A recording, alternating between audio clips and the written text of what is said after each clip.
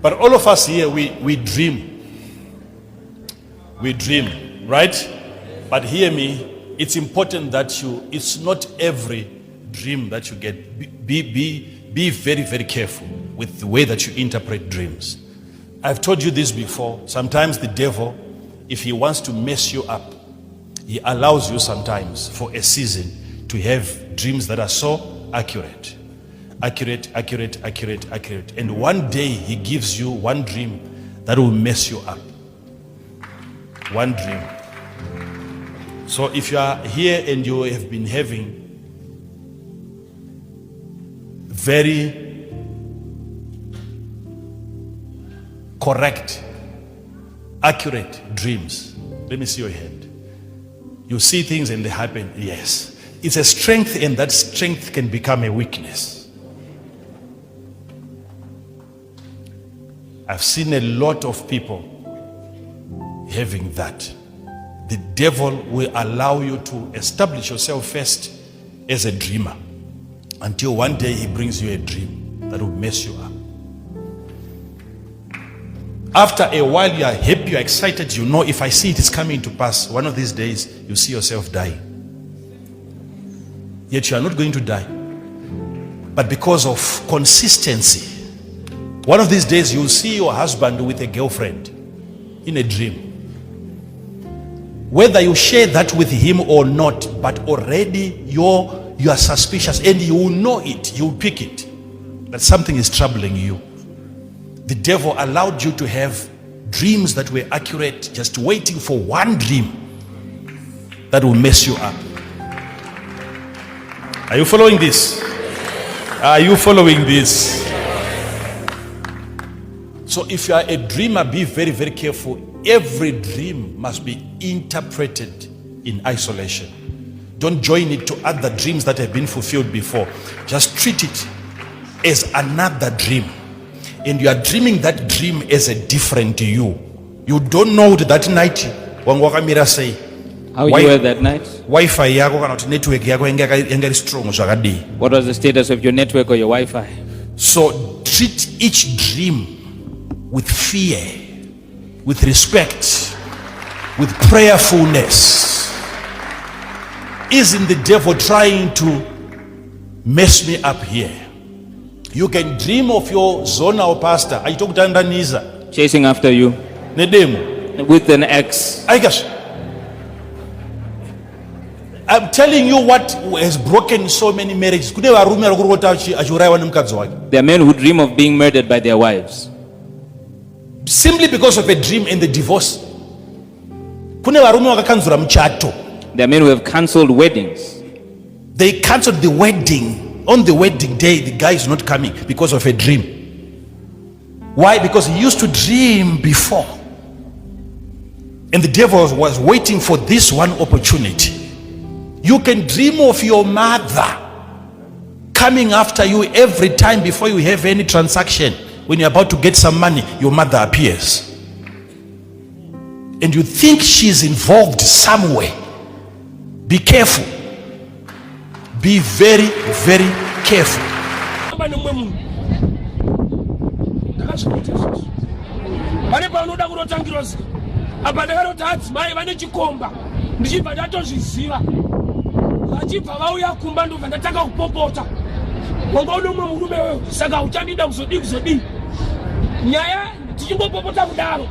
One of these days you'll see your husband with a girlfriend in a dream. Whether you share that with him or not, but already you are suspicious, and you will know it, you will pick it, that something is troubling you. The devil allowed you to have dreams that were accurate, just waiting for one dream that will mess you up. Are you following this? Are you following this? So if you are a dreamer, be very, very careful. Every dream must be interpreted in isolation. Don't join it to other dreams that have been fulfilled before.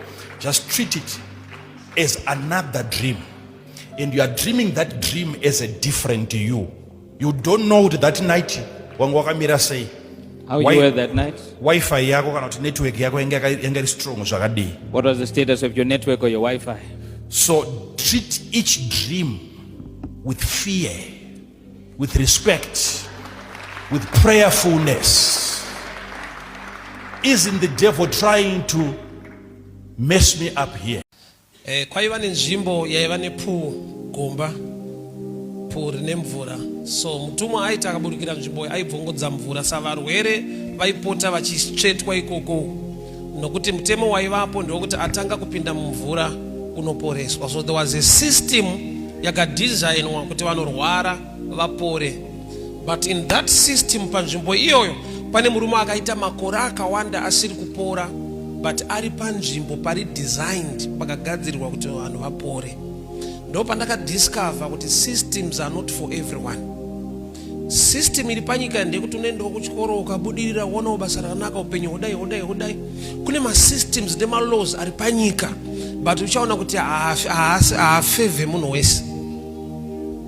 Systems are not for everyone. Noti kana panyika pakaiswa kunzi unoenda kuchikoro uzodai unoza ukashaya nokuendesa kuchikoro system yatokubhita. Ukaenda kuchikoro kwacho ukafoira system yatokubhita.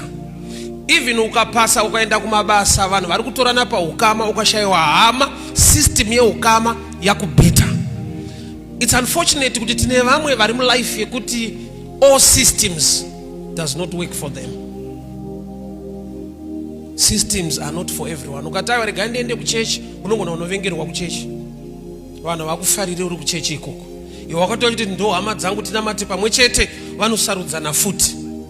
Vokusiya wakadaro. Systems are not for everyone. Bible rangu rinoti Herod wakabata James akauraya.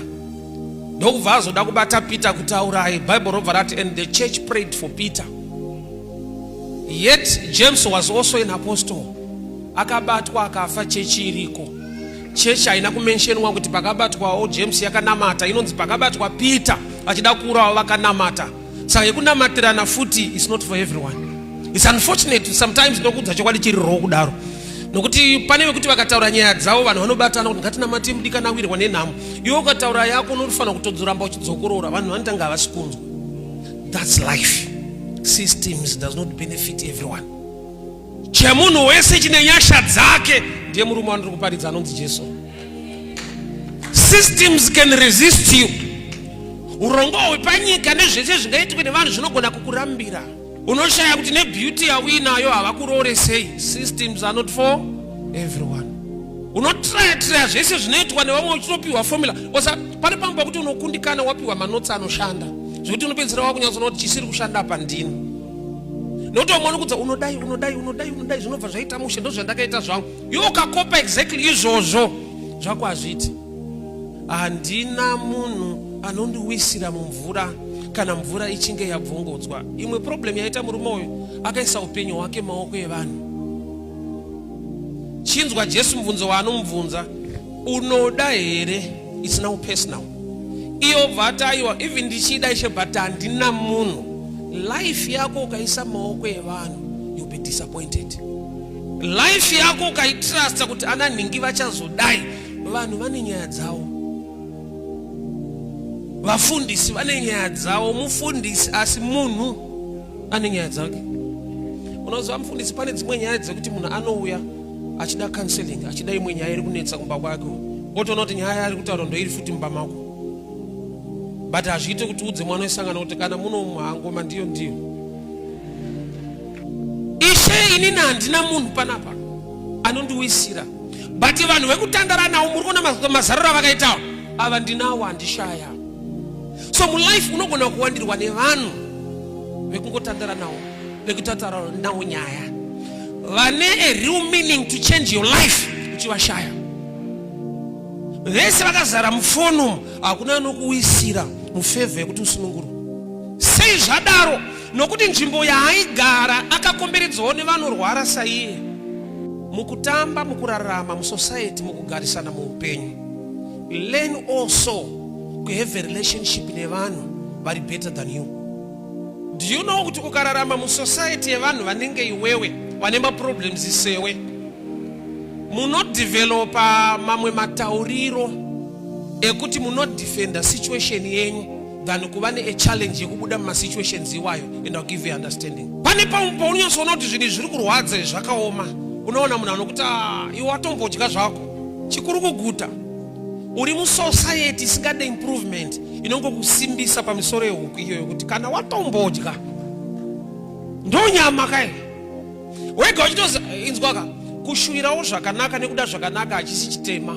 Wasotombonza wakatara nevanhu so panyau dzekubudirira unzwa munhu achiti tese tikabudirira manje zvinoita ere munyika macho. Unozoti uyu akudefenda kusabudirira kwake, ari kugutsikana nako. Tese tinoita mamanejeri zvinoita ere, anozotsvaira ndiani, anodefenda broom. Anozwa kuti kutsvaira kwedu kuri kubatwa, toda kukuchengetedza.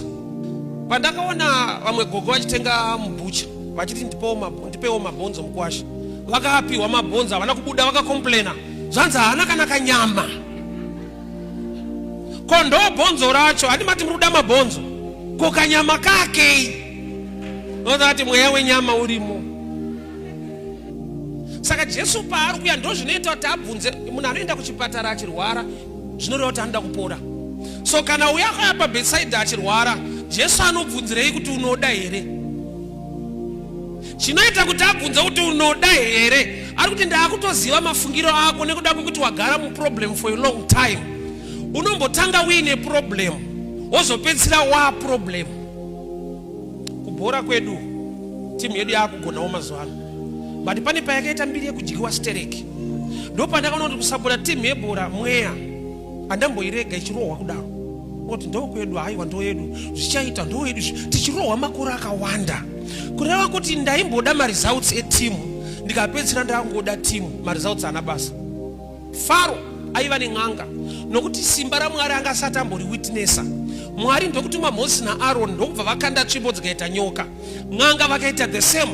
Tsvimbo nyoka dzen'anga dzikamedzwa, Faro haana kutendeuka kuti andazoona power zvinu manje, handichada n'anga ndakuda ana Mose. Akaramba ine n'anga dzakadyirwa tsvimbo.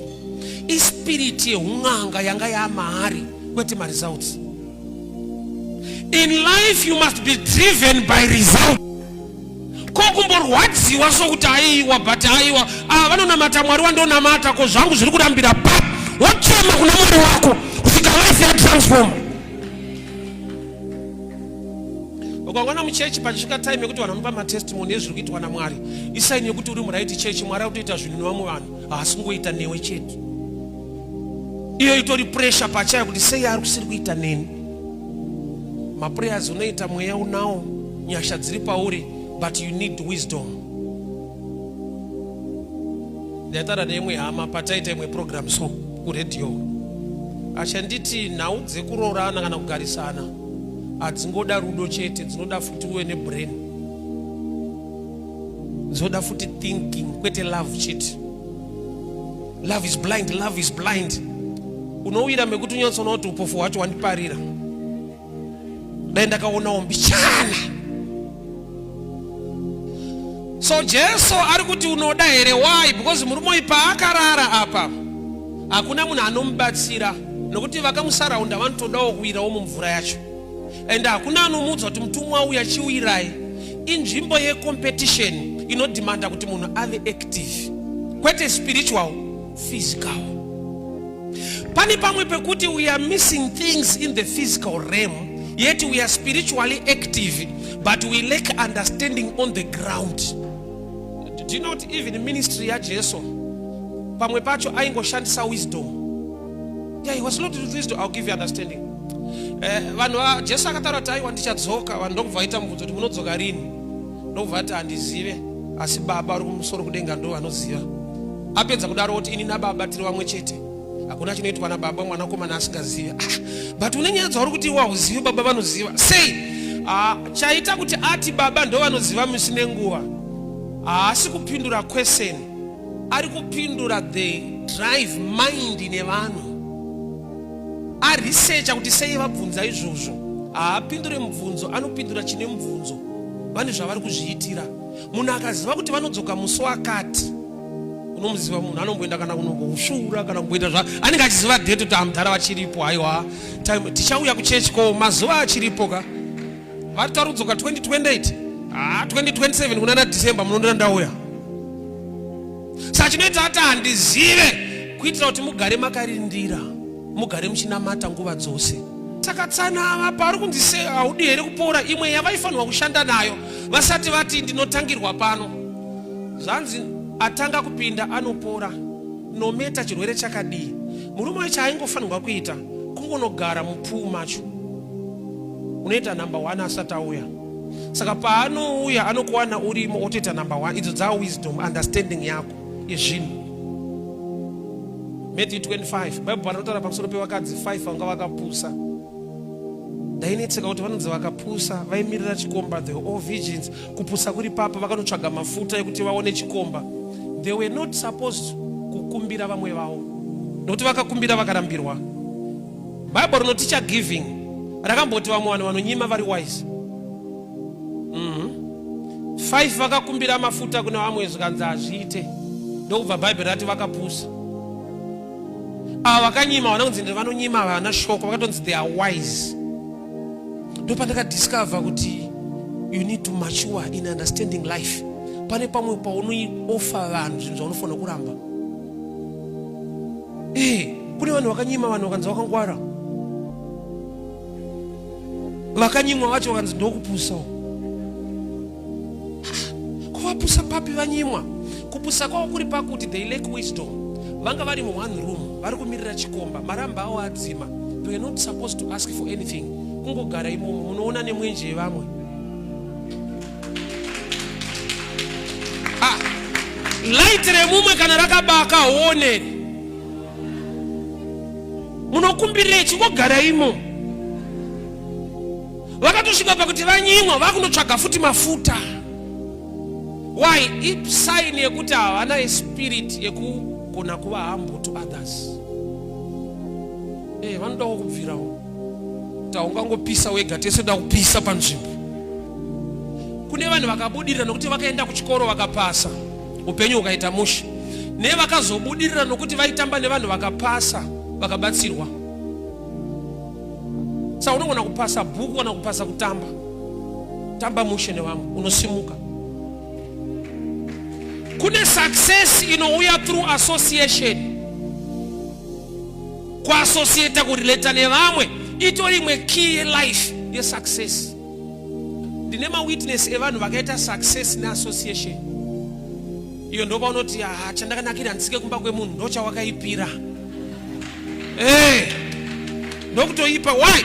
Nokuti area ine success yako pamwe pacho aise mu bedside. Chako achaida degree, chichaida kutamba nevanhu zvakanaka. Nanazo chiri kunyora maths dzinokukuwadza. Ndine shamwari yedu pazakariko gano iziva. Pandetaura nyaya yekuti kune mastendi kudombosha wangatende kumatombo dai. Zvanzi jinimba anga anemba hombe but akavigirwa panzi. Imba ine basa rei. Uyu anotiuraya. Hanzi ukafa uvigwe mumba. Apedza mukomana. Uchamudze iye unomudze. Ane answer for every problem kuti aramba ainayo, ane answer. Ngatitoriyo mapolisa komana panhangu panozomakisa zvandomakiswa sei ndiri ndafa. Uyu anotikuvadzawo. Achicha ndonyara indafa. Kuvigwa maniyo. Ndopa uchamuka. Ausana mutanga ne type iyo. Ndopa uchamuka ire nokuti ne police. Pana akaorera mumba here. Nyoza iyi haisi shamwari, iyi problem.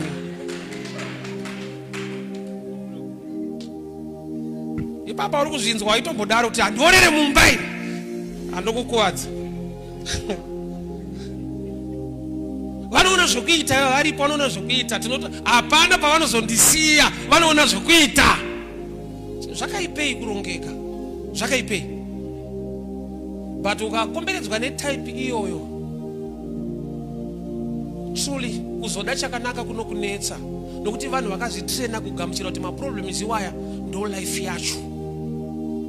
Saka Jesu abvunza unoda here, nokuti iwo wakambouya uchida ndisaka wakauya.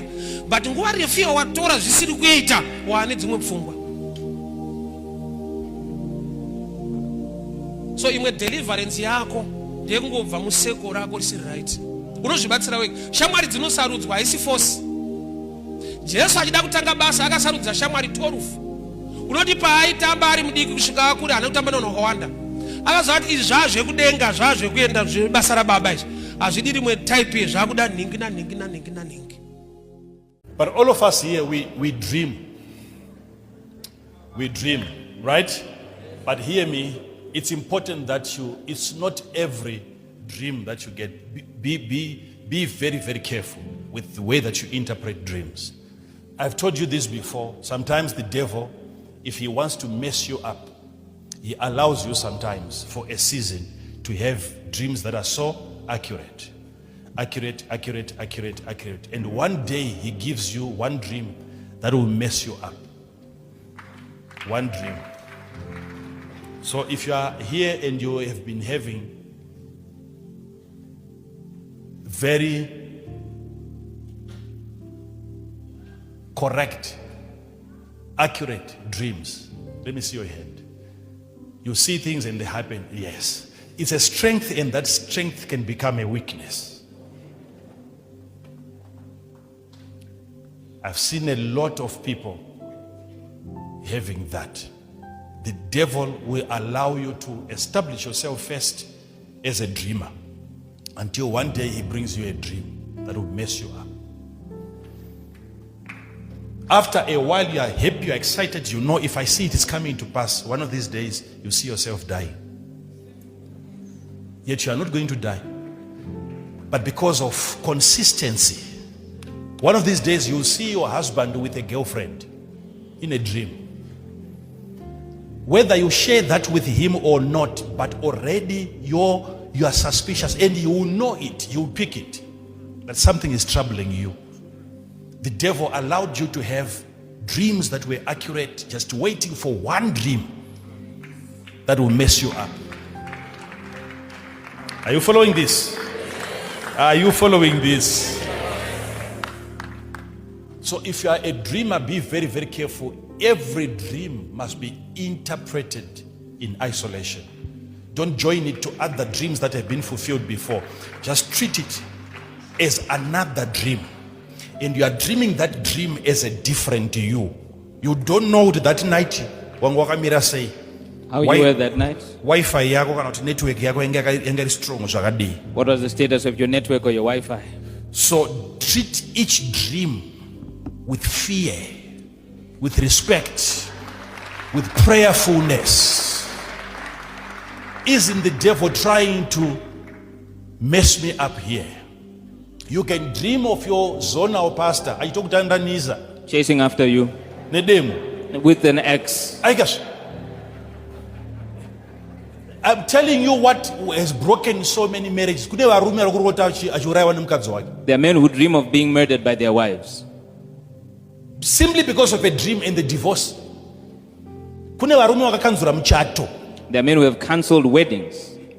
They cancelled the wedding. On the wedding day, the guy is not coming because of a dream. Why? Because he used to dream before. And the devil was waiting for this one opportunity. You can dream of your mother coming after you every time before you have any transaction. When you're about to get some money, your mother appears. And you think she's involved somewhere. Be careful. Be very, very careful.